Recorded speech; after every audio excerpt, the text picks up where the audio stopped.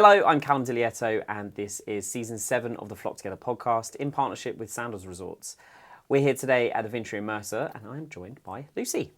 Hello. Hi Callum, how are you doing? I'm good, how are you? Really good, thank you. It was a bit of an experience yesterday with the St. Lucia rum creation. It was. I felt like I was creative director as I wasn't tasting myself, but yeah, it was good fun. It was really good fun. Yeah, you still managed to get involved, even though you weren't drinking, and I think that was probably the best part because, you know, so many times in this industry, there are things that are focused around alcohol, and if you don't drink alcohol, you don't want to drink alcohol, or you just, for that day, you don't want to drink, sometimes you can feel a bit left out. But actually, I feel like you got more involved than most. You know, he was, the host was like, oh, you know. He totally picked on me. Yeah, he did. It was great. He did, but it was good fun. It was, I loved it. It was great. So the first part of the podcast is Remember. So I'd like to ask you, what was the first ever work trip you've been on?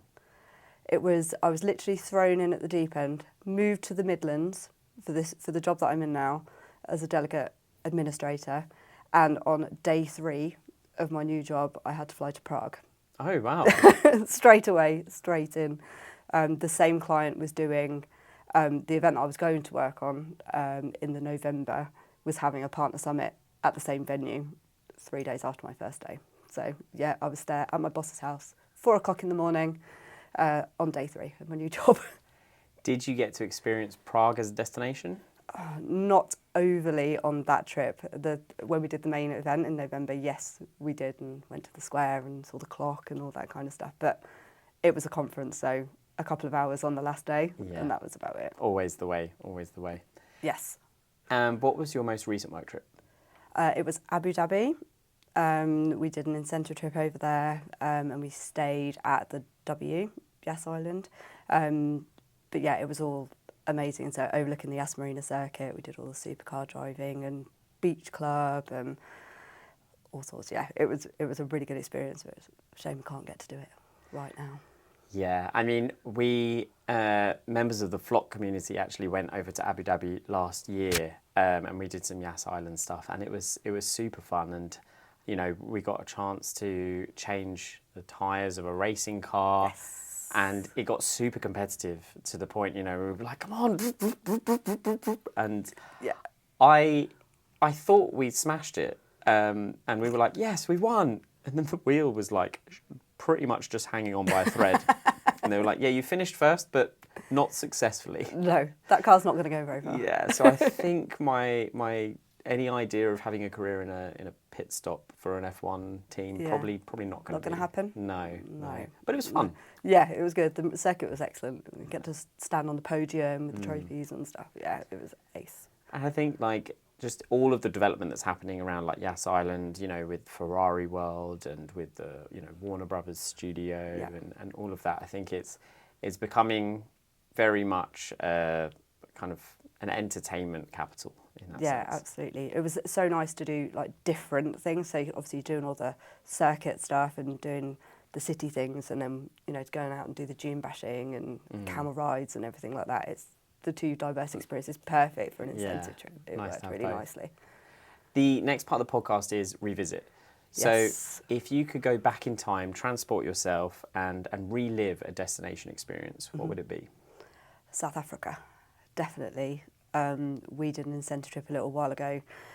We were very lucky. It was Cape Town, but we actually went to the Aquila Game Reserve, which is like 2 hours outside Cape Town. So you got a day on safari, technically, with an overnight back through the wine estates into Cape Town, Harley Davidsons around Hout Bay, Boulder Beach, beach clubs. Like, it was just amazing, amazing. I know it's not Kruger or sort of Botswana or anything like that, but it was, to have both of those experiences in one trip was just, incredible.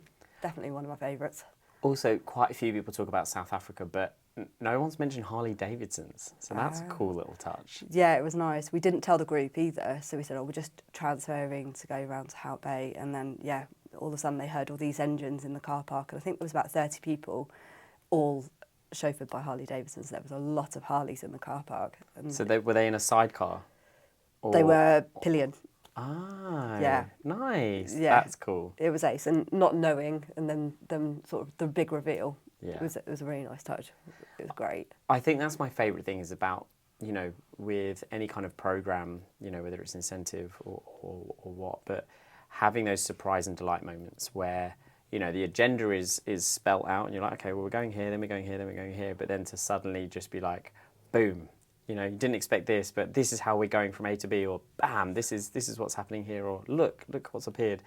I think that, you know, you want to know what's coming up, but to have a few surprise moments is always fun. Yeah. I think that's the whole point, isn't it? That VIP experience, and you know, where they don't get to do it if they go on their own. Those little drip feed things. We're trying to like get our clients to sort of drip feed information in comms just before incentives as well, so you don't get that full picture until you're there. Yeah. And if you could make any hotel a home, what would it be? I know it's been said before, but Estelle Manor for me. Like, I absolutely loved it. You know, there's none of that kind of that you're not good enough to be there. Like, everything's just nicely done. It's family friendly, it's dog friendly. But if I could afford their membership, like, yeah, that would be the one for me. Just different activities, the spa, like the food was incredible, all the different options of where to eat, the rooms. It's really interesting you say about that comfort level as well, because I recently wrote a blog about this, and it's about luxury hotels being more inclusive and being more, you know, accepting to, you know, you don't have to be posh and pretentious and, you know, wear a top hat to be welcome at a luxury hotel. And I think historically that was often the case. You know, you had to be wearing, you know, a certain outfit. You couldn't be wearing trainers, God forbid. And, you know, you very much had to fit in with the existing clientele. Whereas now I think more and more luxury properties are recognising actually anybody is welcome here. Yeah, I completely agree. That whole pretentious thing just isn't really there, and they need to be more inclusive, you know. You could be wearing the worst outfit and have loads of money. So this is it. You know, nowadays, you don't know who's rich and who's not, because you get someone just come in a tracksuit and trainers and they're like a multi-billionaire. And then you get someone who's dressed up to the nines and this is like their only expensive outfit and they've saved up, you know, for months and months and months for it, you know. So it is, absolutely. do not judge a book by its cover. 100%. At Sandals, we believe the best part of the Caribbean isn't what you see, it's what you feel. Built on more than beautiful beaches, Sandals is a legacy waiting to be shared, built on the spirit of the Caribbean people. People who remember your drink, your name, your story, who dance you out of your shell, island style. They share their world with you like you've always belonged. Not because it's their job, but because it's who they are. Generous, joyful, real. That's what makes a trip unforgettable. What the Caribbean really is. Not just a warm place, a warmer way of being. It's an energy you carry long past checkout. A rhythm that follows you home. Sandals, made of Caribbean. The next part of the podcast is reimagine. So forget your clients, this is all about you. If you were to plan an incentive for yourself, where would you go, what would you do, and which celebrity would you bring with you? I would go to, it's a bit of an obscure one, this one, but there's a reason. So the ranch at Rock Creek, we're doing quite a lot of research at the moment for a particular client actually into lodges, like all-inclusive lodges in the US, which, to be honest, I didn't even know was a thing until I started doing it. My parents used to breed racehorses, so I've grown up as a horsey person, not so much now, but in my younger days, but every horsey person's dream is to be a cowboy. I mean, I've used to ride as a kid. I'm not a horsey person, never owned a horse or anything like that, but I can ride, and honestly, that's my dream too. I want to be a cowboy. Yeah, that is the dream for me. It would be awesome. So, but you know, there you get to do all that kind of thing and watch a rodeo, but I'm a bit of an adrenaline junkie as well, so all the kind of zip lining, shooting, all that kind of stuff, that is right up my street. I would love to do that, 100%. See, it's funny because I was talking to someone about this the other day, and I was saying if I was to have a stag do, I wouldn't want to go to like Vegas or somewhere like where you just party and stuff. I would want me and my guys to go to a ranch or something, do like a quest on horseback, things. be like cowboys, like Yeah. maybe ride for 3 days in the the desert and rock up to a saloon and feel like that. And I Yeah. think that's the nearest I could get is by doing some sort of ranch experience. Yeah, I would love to. Yeah, that would be my ultimate dream. Definitely. And who would be your celebrity? So I was going to say Greg Rutherford. So he is my ginger crush. Long jumper, Olympian, Super Saturday from London 2012. So I think he'd have some good stories. Plus he's hot, which kind of helps, obviously. I know a lot of the women have picked hot people, so I didn't feel too bad about that. He won MasterChef, so I know you're probably not going to cook at an all-inclusive thing, but, He I'll can cook make for you him. one night. Yeah, he could cook. That's fine. But I think he'd have some good stories as well. Like, he's done quite a lot of different things. So, yeah, I think he'd be a good one, especially around the Olympics and stuff. That Super Saturday was incredible. So. Yeah. And also the amount of people that try to get Olympic winners as keynotes for conferences and stuff, right? Because they do have these incredible stories and these journeys. To have that just with you, on your incentive, that's great. Over dinner, loads of stories. There'd be loads of stories, I'd imagine, particularly behind the scenes, and sport and stuff. Yeah, I think there'd be quite a few. I think that's a good one. Thanks.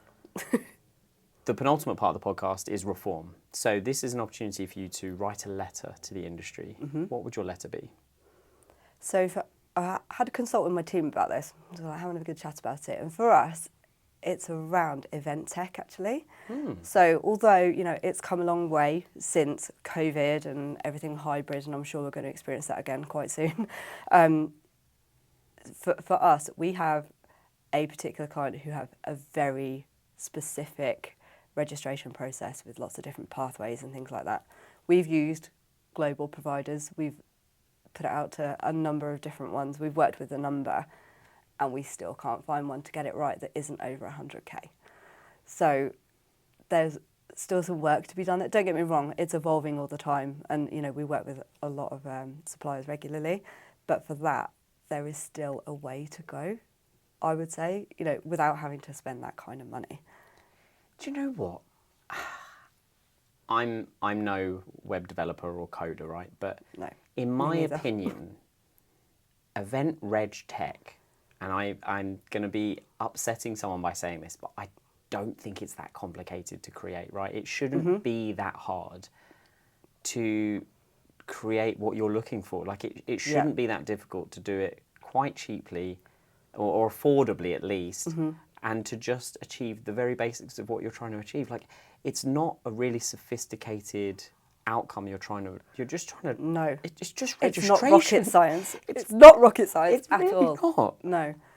We've had an example recently with a global provider who said, yeah, we can do it. Yeah, we can do it. The sales pitch. Yeah, we can do it. And we've broken it already. And, it's... You're the ultimate test, Yeah, exactly. Bring it on. Give us the opportunity. We'll break it. We'll break it. 100%. I guess competition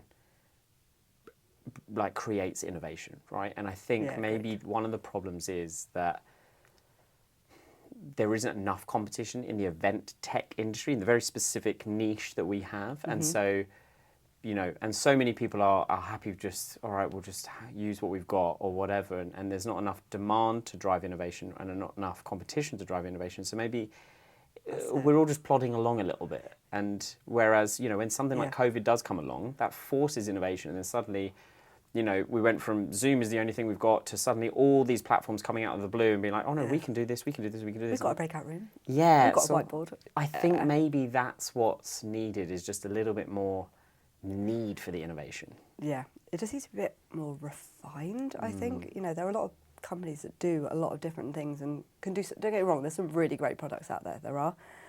But for us, it's just this one particular client with this one particular event with many pathways and outcomes and paid we will break it. Yeah, we will break it.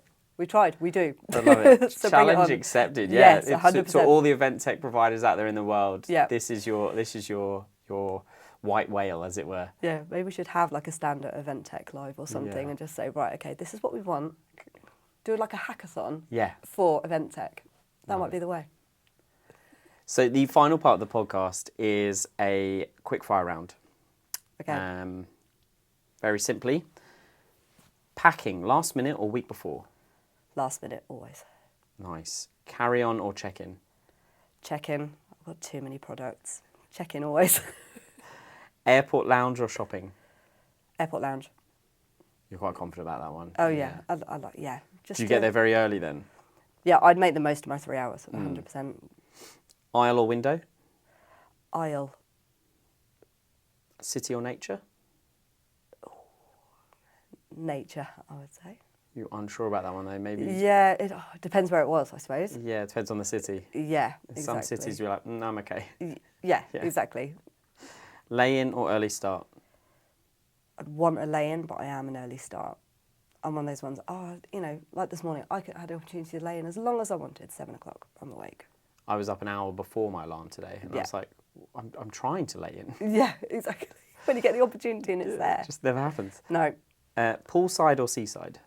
poolside, not a beach person, no sand, thank you. Planned or spontaneous? Spontaneous.